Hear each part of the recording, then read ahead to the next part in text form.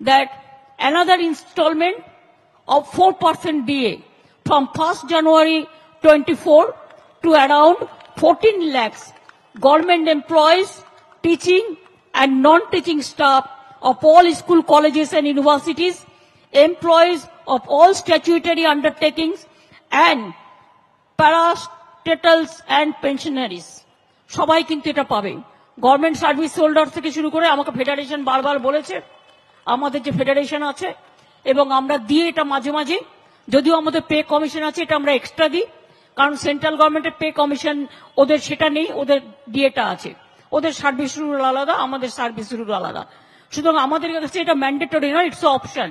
তার সত্ত্বেও আমরা দিয়ে যাই, কারণ আমাদের কর্মচারীরা দিনরাত পরিশ্রম করে, তাই তাদের ভালো ভেবেই আরো 4% দিয়ে বাড়ানো হলো। এটা 1 জানুয়ারি থেকে কার্যকরী হবে। New year happy new year gift to আমার সমস্ত employees, teachers, non-teaching staff of all school, colleges, universities, employees of statutory undertakings and parastatals and pensioners-রাও পাবেন এই সুযোগটা। তাতে অনেক মানুষ এখানে লাভবান হবেন এবং এর জন্য আমাদের 2400 কোটি টাকা লাগবে।